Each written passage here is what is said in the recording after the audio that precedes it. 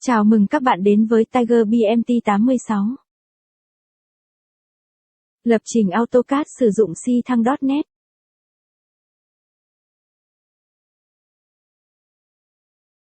Bài số 2, lấy một chuỗi từ người dùng nhập vào trong AutoCAD. Đầu tiên mở Visual Studio. Mở lại dự án mà chúng ta làm trong lần trước.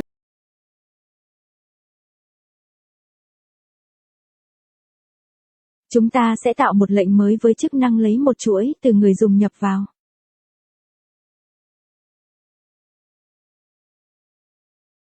Chúng ta đặt tên lệnh mới là getString.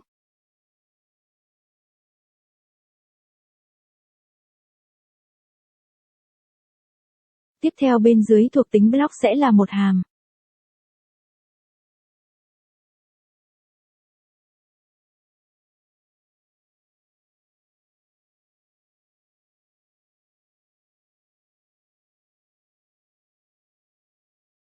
Chúng ta sẽ tạo một biến document để lấy bản vẽ hiện hành.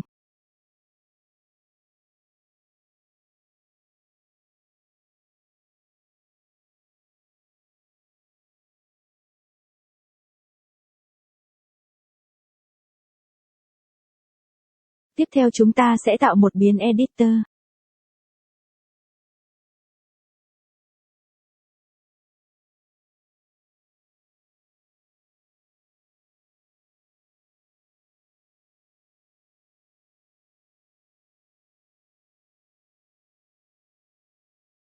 Khai báo một biến prompt option và hiển thị bên dưới command line với nội dung yêu cầu người dùng nhập vào một chuỗi.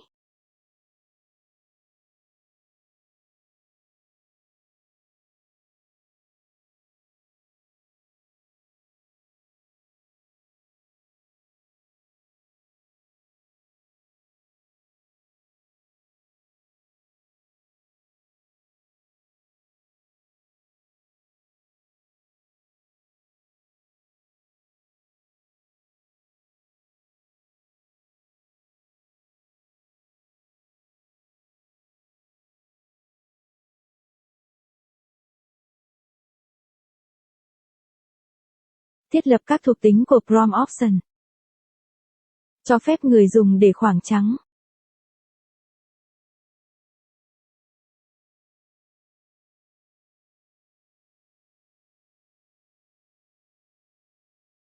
Khai báo một biến prompt result để lấy chuỗi người dùng nhập vào.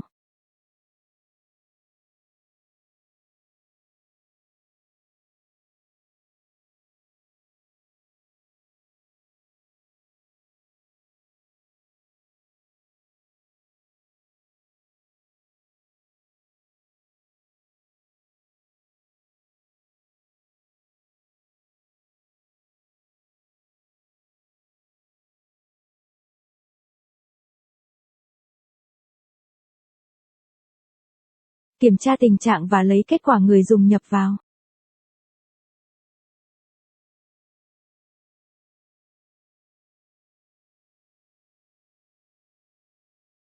Nếu người dùng nhập vào và bấm nút Enter thì chúng ta sẽ tạo một bảng thông báo với nội dung người dùng nhập vào.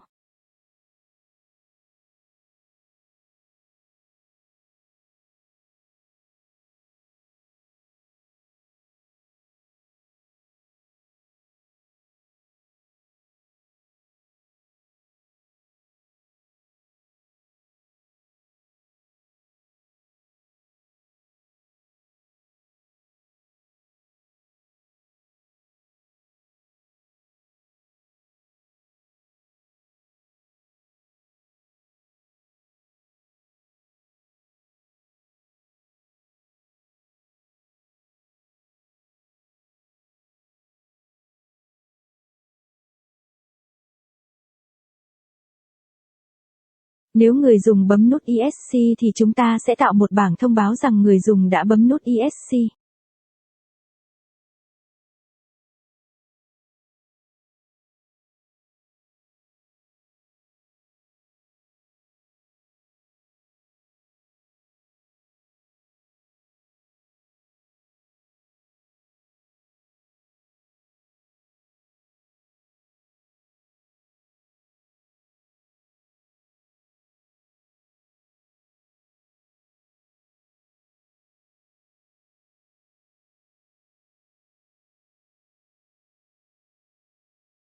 Bạn chọn Build Solution.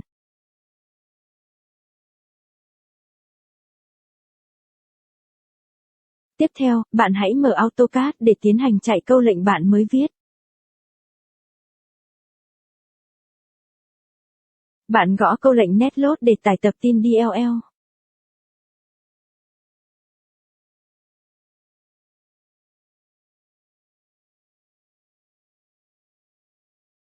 Bạn gõ câu lệnh mới mà bạn mới viết là getString. Bạn nhập vào một nội dung bất kỳ, ví dụ như xin chào Tiger BMT86 và nhấn nút Enter. Bạn sẽ thấy xuất hiện một hộp thoại với nội dung mà bạn mới nhập vào. Bạn nhấn nút Enter để lặp lại lệnh getString để kiểm tra một lần nữa. Lần này bạn hãy thử nhấn ESC nút để xét trường hợp bạn muốn hủy lệnh getString. Bạn sẽ thấy xuất hiện một hộp thoại với nội dung thông báo cho bạn biết rằng bạn đã bấm nút ESC. Bạn đã viết thành công câu lệnh lấy một chuỗi từ người dùng nhập vào. Hẹn gặp các bạn trong video tiếp theo. Cảm ơn các bạn đã xem video này, nếu thấy hay các bạn hãy thích, nhận xét và đăng ký theo dõi kênh của mình nhé.